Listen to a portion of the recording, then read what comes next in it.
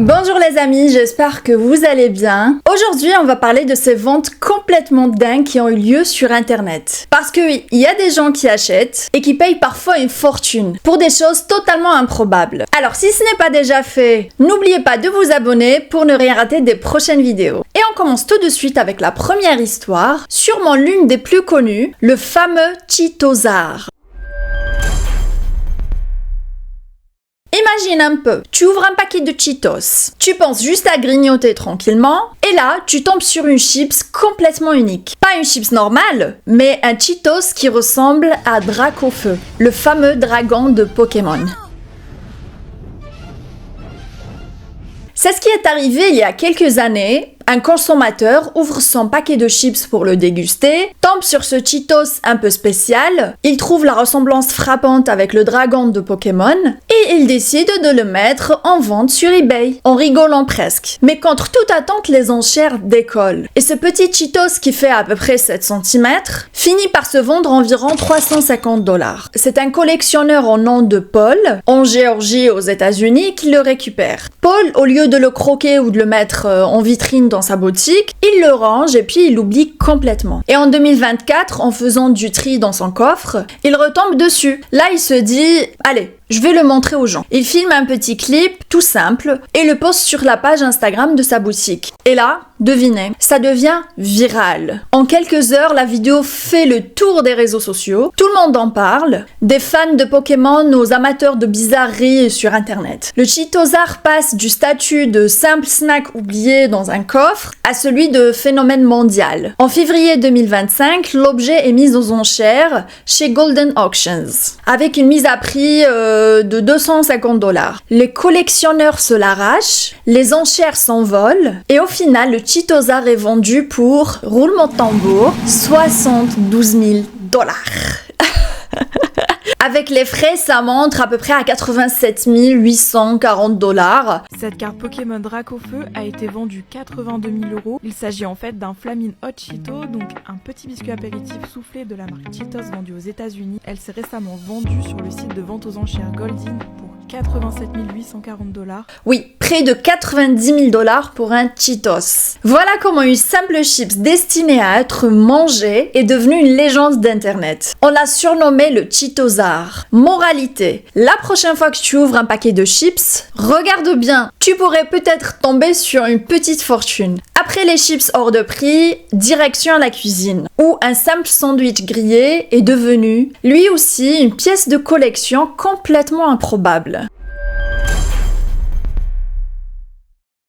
Maintenant, imagine-toi dans ta cuisine, en train de préparer un bon sandwich ou un toast au fromage grillé, bien doré. T'es sur le point de prendre ta première bouchée et là, tu vois quelque chose. Une sorte de visage sur le toast, mais pas n'importe quel visage. Celui de la Vierge Marie en train de te regarder. Et c'est ainsi que la journée de Diane Deuser a commencé en 1994. Pour elle, cette image est une bénédiction qu'il faut surtout protéger. Elle a alors placé le sandwich dans une boîte en plastique transparente avec des boules en coton et l'a gardé sur sa table de chevet pendant 10 ans. Elle affirme un truc incroyable. En 10 ans, le sandwich n'a jamais eu la moindre moisissure. Est-ce que c'est vrai ou pas? On peut pas vérifier. Donc 10 ans après, en 2024, elle le met en vente sur eBay. Le site de vente en ligne a d'abord retiré l'annonce en croyant que c'était une blague, et puis ils ont compris que non, c'est vraiment pas une blague, c'est un vrai objet. Diana allait bien vendre cet objet et le livrer à l'heureux acheteur. La mise à prix était de 9,99 $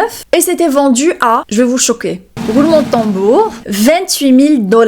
L'euro gagnant, c'est goldenpalace.com, un casino en ligne dont les dirigeants affirment qu'ils étaient prêts à dépenser autant qu'il le fallait pour posséder ce sandwich vieux de 10 ans. Le casino voyait ça comme un coup marketing et était prêt à tout pour mettre la main sur ce fameux sandwich dont tout le monde en parlait. Le site goldenpalace.com est connu pour ses coups de pub en achetant par exemple les choses les plus bizarres vendues sur des sites comme eBay. Et je pense notamment au test de grossesse de Britney Spears.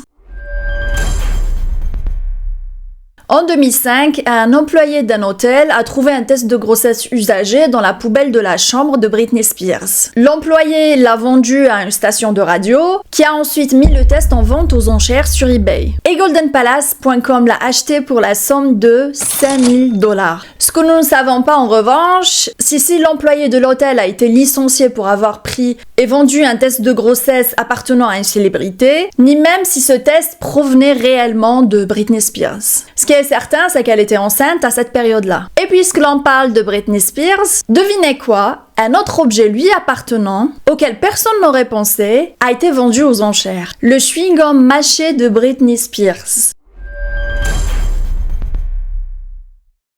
En 2004, Britney Spears était tellement célèbre que même sa salive avait de la valeur. Cette année-là, un morceau de chewing-gum qu'elle avait mâché a été mis en vente sur eBay. Et les enchères sont montées jusqu'à $14,000. Bon, en réalité, on a découvert que le vendeur faisait grimper artificiellement le prix en enchérissant contre lui-même. Donc il a triché. Et ce record-là ne compte pas vraiment. Mais ce qui est fou, c'est que plusieurs morceaux de chewing-gum, soi-disant mâchés par Britney Spears, se sont quand même vendus pour de vrai, pour des prix entre 50 et $100 à cette période-là. La plupart des annonces étaient accompagnées de photos et de petites histoires expliquant comment le chewing-gum avait été récupéré. Mais évidemment, il y avait aussi des faux. Par exemple, un vendeur affirmait vendre un chewing-gum avec encore des traces dedans de Britney Spears, qu'elle aurait craché pendant les MTV Video Music Awards de 2024. Sauf que, petit détail, Britney n'était même pas présente à cette cérémonie-là. Bref, que ce soit vrai ou pas, cette histoire montre bien jusqu'où la folie autour des célébrités pouvait aller à l'époque. Et si vous croyez que c'est l'histoire du chewing-gum le plus cher du monde, détrompez-vous, parce que le chewing-gum mâché de Sir Alex Ferguson, l'entraîneur légendaire de Manchester United, s'est vendu encore plus cher.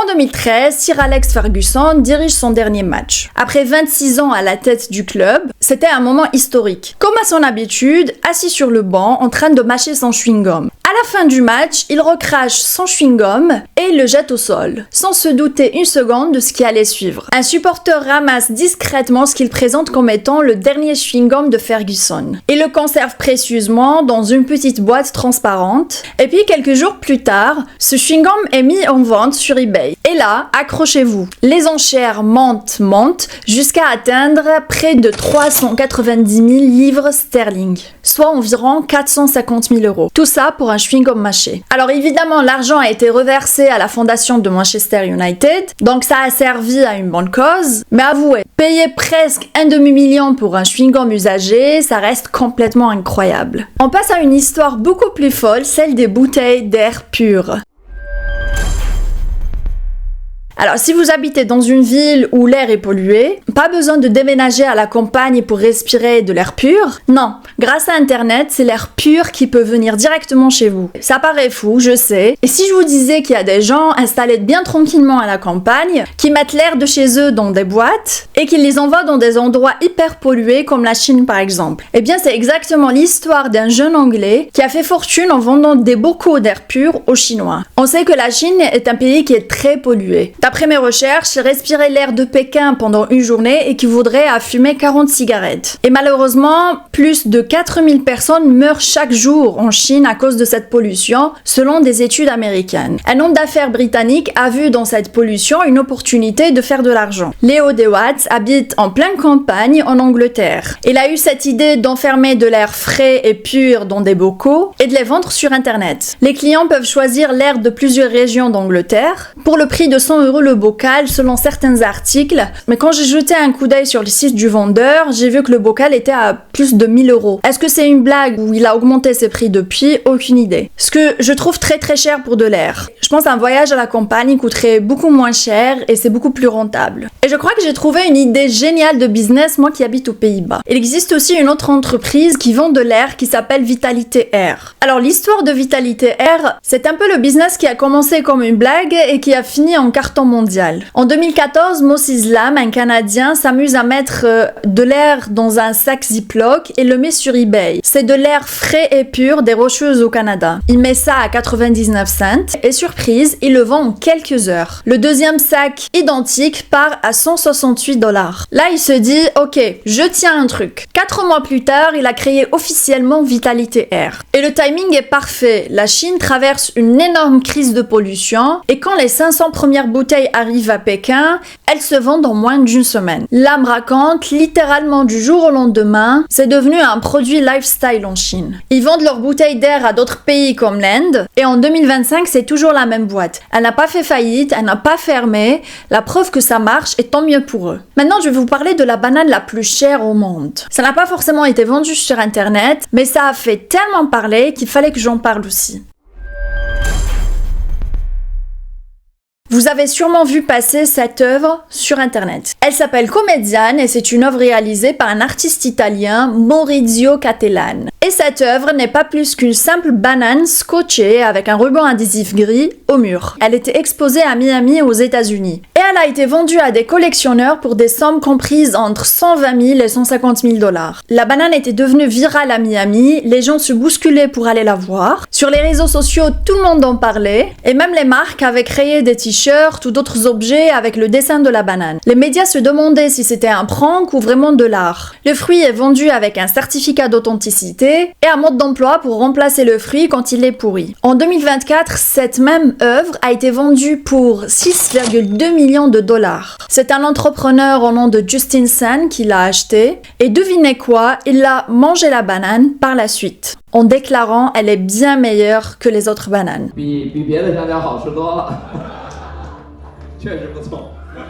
6,2 millions la banane, elle a intérêt à être délicieuse. Voilà les amis, vous avez vu, internet est vraiment le royaume du bizarre. On est parti d'un simple Cheetos qui ressemblait à un Pokémon et qui s'est vendu une petite fortune, à un toast avec le visage de la Vierge Marie, jusqu'à des chewing-gums usagés qui valent plus cher qu'une voiture. Sans oublier des bouteilles d'air pur et même une banane scotchée au mur vendue plusieurs millions. Ce qui est fou, c'est que derrière toutes ces histoires, il y a la même idée. C'est la valeur qu'on donne aux choses qui les rend spéciales.